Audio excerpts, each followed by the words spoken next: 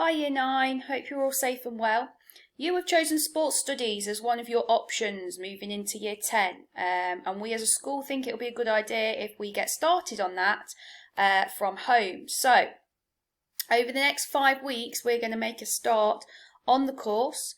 Today I'm going to give you a little bit of an overview of the course, what we do, the units we take part in and how it is graded. I will do a full introduction when we get back in September, but this will give you a little bit of an insight of what it is you need to complete, and we're going to get started on some of the content. Hopefully you've got your fact book in front of you. The majority of the things on this PowerPoint are on there. Any extra information, if you could write that down, that would be absolutely great. And there are a number of tasks on here as well that you need to complete, so make sure you've got some paper in front of you. Everything that we complete over the next 5 weeks, if you could put it into some sort of folder, that would also be amazing, and then we can review those in September when we get back. So, the course. The course is split into 4 units. Now at the moment we do the contemporary issues in sport, developing sports skills, sports leadership, and developing knowledge and skills in outdoor activities. All of these units are out of 60, so the overall course is out of 240 marks. Now, RO51, which is the contemporary issues in sport, that is a written paper, a 1-hour written paper in the sports hall.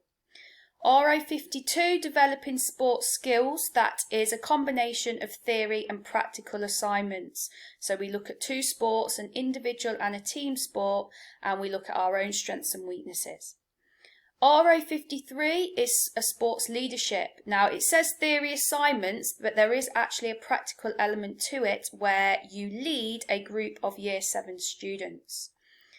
And RO56, developing knowledge and skills in outdoor activities. That is again a combination of theory and practical assignments, looking at outdoor and adventurous activities. So the current Year 11s have just come back from a 2-day trip to the Leicester Outdoor Pursuit Centre, where we did a number of activities such as canoeing, high ropes, abseiling, raft building, loads of different activities, and then we came back and did a number of assignments based around that day. So there's loads of exciting opportunities available. I will tell you now though, it is not a practical course. There is a number of theory and written assignments that need to be completed over the 2 years. So grading then, it's not graded in numbers, it's graded as pass, merit, distinction, distinction star. I've put the numbers in there to give you a little bit of an indication of what a pass is. So a pass is roughly around the equivalent of a grade 5, a merit a grade 6, distinction grade 7, and distinction star 8/9. All your marks over the 2 years come together to give you an overall grade, and it will be out of 240. So it is over 2 years, it is going to be hard work, and as I've already said, there are a mixture of written and practical units and assignments. Okay, I know we're not at school, but these are some of the things that we could be doing at home. So organisation is absolutely key, so make sure you keep your fact book and any information or tasks that you complete over the next 5 weeks together. Ideally, I would try and find a folder at home or buy yourself a folder so that you can keep it all in nicely, neat and organised. There will be revision sessions at some point when we get back to school, so obviously try and make yourself available for those. And time management is really, really important. So if I give you homework, for example, when we get back to school, make sure please that it is being done and you're not leaving it to the last second. Everyone knows where I'm based in school, so they can come and find me if they don't understand anything or they need a little extra reassurance. That's not a problem at all. But these are my code of conducts. Okay, so please make sure that you are organised and you use your time wisely. So the first thing we're going to look at over the next 5 weeks then is the contemporary issues in sport. it is a 1 hour written paper. It is the only written paper out of the 240 marks. It can be taken in January and May. It's worth 60 marks, which is obviously a quarter of the course. Now, the good thing about this written paper is you can do it more than once. Now, hopefully we won't have to do that, but if we did, that is an option that we have, or we want to boost our marks a little bit, that is also another option we have. So, let's get started then. So make sure you've got your fact book, some paper and a pen. So we are going to know and understand the different user groups and why they may have barriers to participating in physical activity. So we're going to be thinking about why certain people do or do not take part in physical activity and the barriers that they may face and the reasons why they find it difficult. So, many groups face barriers or factors that may make participation difficult. On a piece of paper or next to your fact book, wherever, create a spider diagram on all the different reasons you can think of as to why people may not be able to take part in physical activity. So I've done you a little example at the bottom and I've put an example on there. So time. People may not have time to take part in physical activity. So pause this video now and see if you can think of any other reasons or factors as to why people might not take part in physical activity.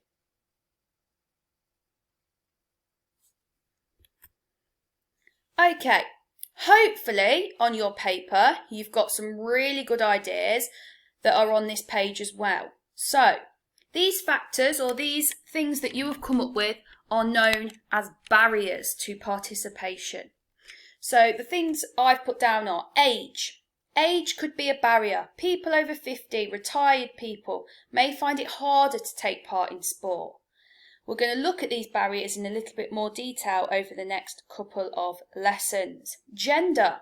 Some sports are stereotyped to certain genders, which may impact people's participation. So some people think dance is for girls and rugby is for boys, and that is a reason why some people don't take part. Access. People may not be able to access certain clubs, equipment or facilities for whatever reason. Ability. Disabled or someone with a disability may have an impact on some people's participation rates. Money.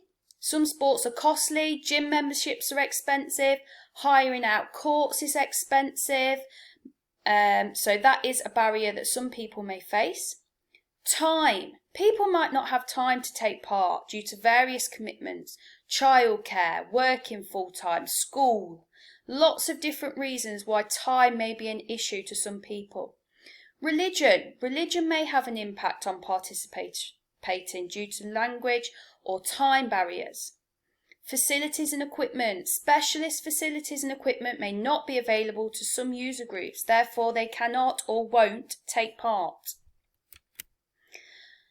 Right, this is important. You will need to know all of these and understand why they are user groups. All these user groups are used within the exam. These user groups don't change. These are the ones you need to know. Families with young children, single parents, children, teenagers, disabled, working singles and couples, unemployed or economically disadvantaged, and ethnic minorities. All these groups have been classed as having reasons or barriers as to why they might not be able to take part in physical activity. It's not necessarily they don't take part, they face and may have reasons as to why they don't. So please, if you want to, write those down now somewhere where you are going to remember them. Okay, task 2. You need to copy out this grid and can you try and start to link some of the barriers to the user groups? So we are going to go over the barriers over the next couple of lessons, but if we can get started and think about why some of these user groups might not take part, that would be great. So think about why they may not be able to take part in physical activity, and can you see if you can get one, possibly 2 barriers for each user group. pause and go.